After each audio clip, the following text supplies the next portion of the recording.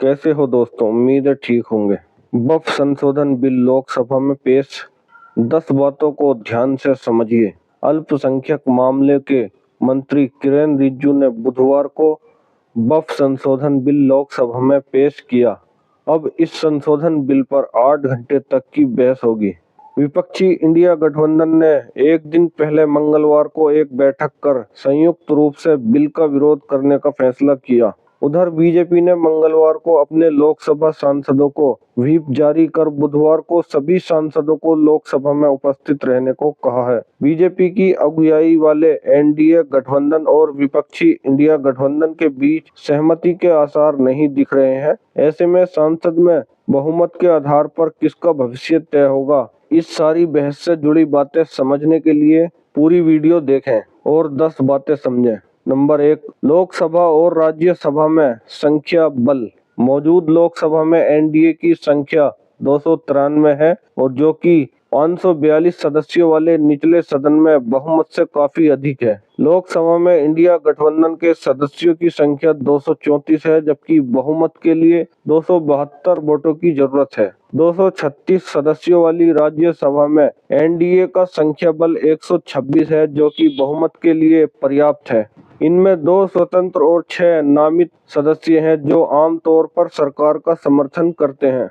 Number 2, इस bill के समर्थन में कौन है? वक्फ संशोधन बिल को बीजेपी की अगुवाई वाली केंद्र की एनडीए सरकार लेकर आई है। नीतीश कुमार की जेडीयू और चंद्रबाबू नायडू की टीडीपी भी एनडीए का हिस्सा है। इन दोनों पार्टियों ने बिल का समर्थन करने की घोषणा की है। एनडीए में शामिल अन्य दल शिवसेना, एकनाथ शिंदे गुट और लोक जनशक्ति पार्टी रामविलास ने भी अपने सांसदों को 2 और 3 अप्रैल को संसद में मौजूद रहने और सरकार का समर्थन करने का व्हिप जारी किया है।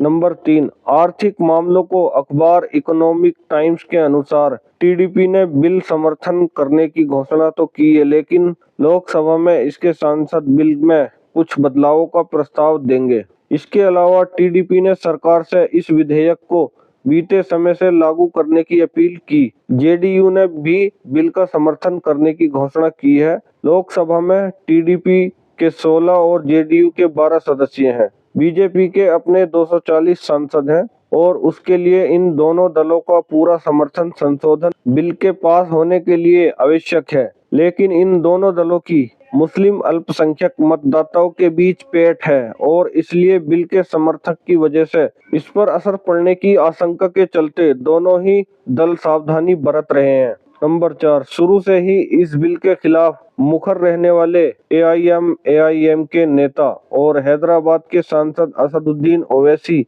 एनडीए की सदस्य पार्टियों के नेताओं से बिल का विरोध करने की अपील करते रहे हैं। उन्होंने मंगलवार को कहा, अगर चंद्रबाबू नायडू, नीतीश कुमार, चिराग पासवान और जयंत चौधरी इस बिल की तारीफ करेंगे तो वो अपने राजनीतिक कारणों से करेंगे। अगर 5 साल के बाद आप जनता के सामने जाएंगे तब आप उनको क्या जवाब देंगे? नंबर 5, इस वक्त लोकसभा में वक्फ बिल में संशोधन करने पर बहस चल रही है। विपक्षी इंडिया गठबंधन के सभी दलों ने मंगलवार को दिल्ली में बैठकर एक संयुक्त रणनीति बनाई। बैठक के बाद कांग्रेस के राष्ट्रीय अध्यक्ष मल्लिकार्जुन खड़गे ने एकजुट होकर इस बिल का विरोध करने की बात कही। उन्होंने एक्स पर लिखा, वक्फ संशोधन बिल पर मोदी सरकार के संवैधानिक और विभाजनकारी एजेंडे को हराने के लिए सभी विपक्षी पार्टियां एकजुट हैं और संसद में मिलकर काम करेंगी।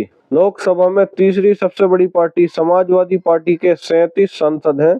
पार्टी ने व्ही जारी करके सभी सांसदों से संसद में मौजूद रहने और बिल पर संयुक्त विपक्ष का समर्थन करने को कहा है। ममता बनर्जी की तृणमूल कांग्रेस, आम आदमी party, national conference, NCP, Sharad Pawar, RJD, DMK समेत इंडिया गठबंधन के दलों ने इस विधेयक को गैर संवैधानिक कहा है।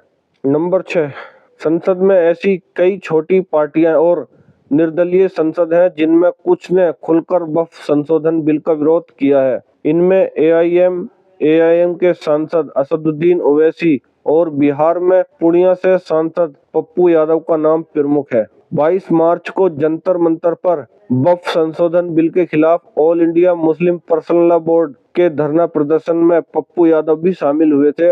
उन्होंने सदन में इस मुद्दे को उठाने का आश्वासन दिया। लोकसभा में 7 निर्दलीय सांसद हैं। इनमें पूर्णिया के सांसद राजेश रंजन उर्फ पप्पू यादव भी शामिल हैं।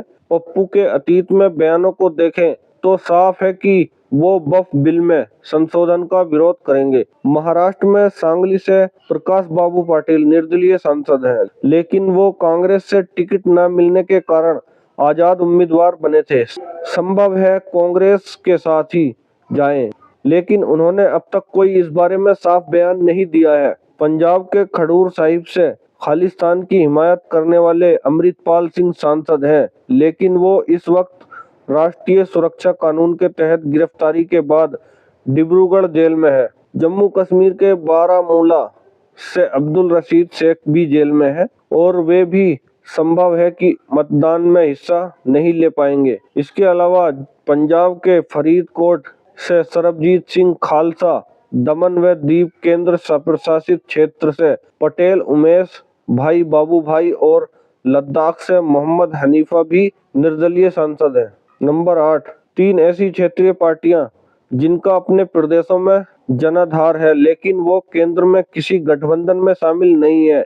इनमें मायावती की बहुजन समाज पार्टी, नवीन पटनायक की बाबू जनता दल पार्टी। हालांकि दोनों ही पार्टियों का एक भी सांसद लोकसभा में नहीं है। आंध्र प्रदेश में जगन रेड्डी की पार्टी YSRCP के 4 सांसद है। यह पार्टी भी किसी गठबंधन में नहीं है।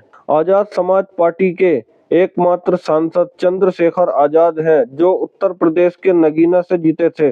NDA से अलग हो चुके पंजाब के शिरोमणि अकाली दल की एकमात्र सांसद हरसिमरत कौर है। भारत आदिवासी पार्टी के एकमात्र सांसद हैं राजकुमार रोत। वे कांग्रेस के समर्थन से राजस्थान के बांसवाड़ा से जीते थे। मिजोरम में जोरम पीपुल्स मूवमेंट के सांसद रिचर्ड वनलाला मांगो है और मेघालय में voice of the people party के एकमात्र सांसद डॉक्टर रिंकी एंड्रयू जे सिंकोन है। 9 नंबर, वक्फ संशोधन विधेयक 2024 पिछले साल अगस्त में पेश किया गया था, जिसके बाद इसे ज्वाइंट पार्लियामेंट्री कमेटी को भेज दिया गया था। कई दौरों की बातचीत के बाद इस कमेटी ने अपनी रिपोर्ट सौंप दी थी। सबसे अधिक विरोध जिस बात पर हो रहा है वह सेंट्रल वक्फ काउंसिल और वक्फ बोर्डों में गैर मुस्लिम को शामिल करना। इसके अलावा सरकार के कब्जे वाली वक्फ संपत्ति के दावे पर अंतिम निर्णय कलेक्टर का होगा और उसकी रिपोर्ट के आधार पर संपत्ति सरकारी खाते में शामिल की जा सकती है। बिल में वक्फ बोर्ड से सर्वे का अधिकार भी जिला कलेक्टर को दे दिया गया है। प्रस्तावित विधेयक में सेंट्रल वक्फ काउंसिल में गैर मुस्लिम सदस्यों और 2 महिला सदस्यों का होना अनिवार्य किया गया है। साथ ही शिया और सुन्नी के अलावा बोहरा और आगा खानी के लिए अलग से बोर्ड बनाने की बात कही गई है। दोस्तों, वक्फ बोर्ड बिल में कोई संशोधन नहीं होना चाहिए, क्योंकि ये संविधान की धज्जियां उड़ाने का काम है, क्योंकि संविधान इसकी इजाजत नहीं देता है। संविधान में कोई भी फेरफार नहीं करना चाहिए। ये सरकार संविधान को बदलना चाहती है और तानाशाही चालू करना चाहती है और इस देश में तानाशाही लागू करना चाहती है, ताकि कोई महंगाई पर सवाल न पूछ ले, कोई रोजगार पर सवाल न पूछ ले। इसीलिए मुद्दे से भटकाया जा रहा है। दोस्तों, वीडियो को लाइक करें, चैनल को सब्सक्राइब जरूर करें दोस्तों।